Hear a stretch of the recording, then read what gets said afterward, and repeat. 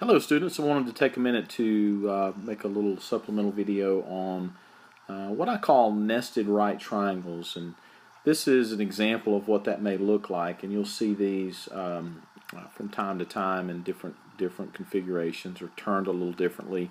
But in this scenario, what we have is three right triangles that are all similar because they're right triangles, first of all, so they share one angle. And they also all share at least one other angle in common. For example, if we were dealing with this triangle that we're looking at here, let's just suppose, just for the sake of argument, that this angle was 30 degrees. Because this one is 90 degrees, that would mean this one up top in this right triangle has to be 60 degrees. Okay, so we've got a 30, 60, 90 triangle on the right. This smaller triangle over here, because it is a part of this bigger triangle, triangle ABC, this angle would also have to be 60 degrees, just because the large triangle, triangle ABC, is a right triangle, and those two angles have to be complementary as well. Angle A and angle B have to be 60 and 30. And that would mean that this triangle, this angle, the last one, has to be 30. So as you can see, all three triangles listed here will always have all angles in common. And so they're similar triangles by angle-angle similarity. And what that means is the sides are all proportional. Now, the best approach, I think, to take with these triangles is the problems related to these triangles is to separate the triangles so you can actually see the similarity in the triangle. So let's take this small triangle first, triangle A, C, D. And this is not going to be perfect, but just bear with me. This is triangle A, D, C. That's this little small triangle on the right. The next triangle up, the next larger triangle would be triangle DCB. This is not going to be perfectly to scale, but let's just go with it. This is triangle DCB.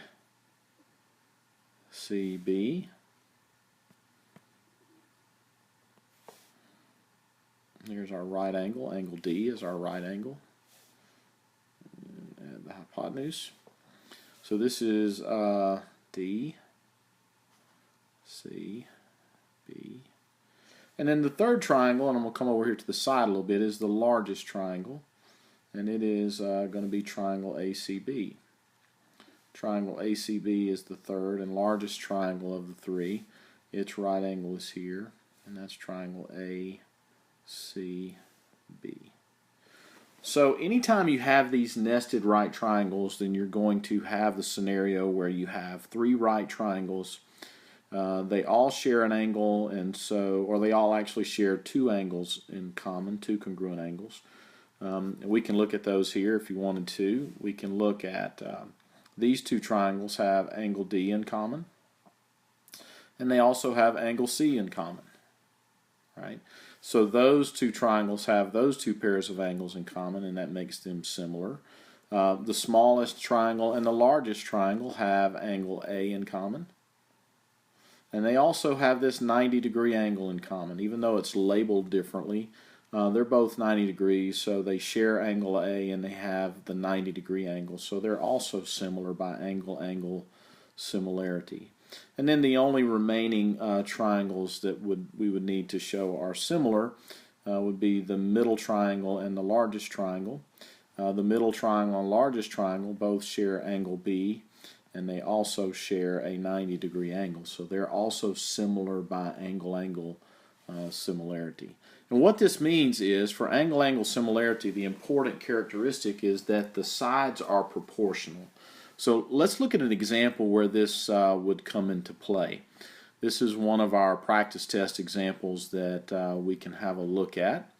So let me wipe this clean, and I'm going to put this example up here for you to see. We have the same nested right triangles involved.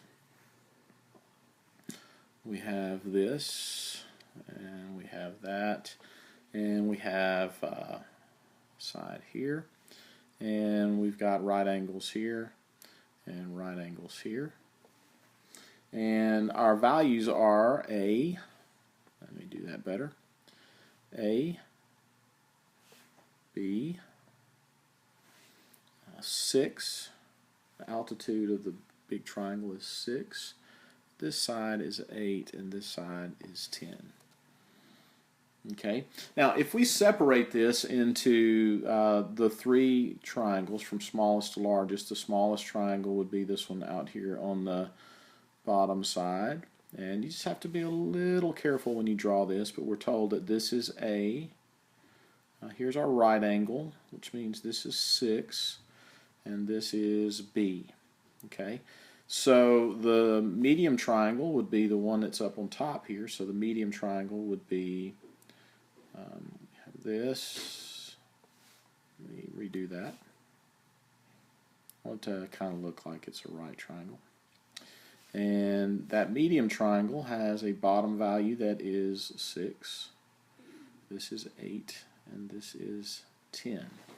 Now, as it turns out, we don't even really need the larger triangle in this scenario, because these two triangles have some sides that we can use to set up a proportion. Because we have these two corresponding sides, we know that the ratio between these two triangles is 6 to 8. So 6 to 8 is the ratio we're working with. 6 to 8 is equal to, we can say that's equal to B over 10, because those are the corresponding sides in that position, the two hypotenuses of this right triangle configuration. All right, then cross multiplying there to solve, we get 8b equals 60, and b would be equal to 60 over 8, which would be, then we could simplify into 4 goes into 60 15 times, and 4 goes into 8 twice. So b would be equal to 15 halves. Okay, and similarly, we can set up another proportion to solve for a. 6 over 8 equals A over 6. Then cross multiplication would give us 8 equals 36. Divide by 8 and we get A equals 36 over 8, which would be simplified to 9 halves. So A equals 9 halves and B equals 15 halves. Now, that's just one of the many examples that we could use, and sometimes you do actually have to draw the larger triangle to set up a proportion to solve, but you know, a lot of times just 2 of the 3 triangles would work for us. Let me see if I can find another example real quickly to help us out here. Let's look at one more, and let me just erase a bunch of this and get back to our original triangles. I can do this quicker. I'm trying not to redraw the scenario because all of these triangles look the same, so I think we can live with a little bit of that red left over on the right side there and just kind of relabel things. This one we have A labeled here, 16 up here, B here, and 4 here. Okay, and I can come down here and draw these again. I can label the little triangle down at the bottom. This is 4. This is A, and this hypotenuse is B.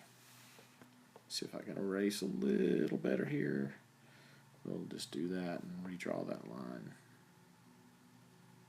Okay. The middle-sized triangle, we have an A here, and we have 16 here. Okay. Now we can still, in this case, we don't need the larger triangle. We can still get a proportion that just has one unknown value.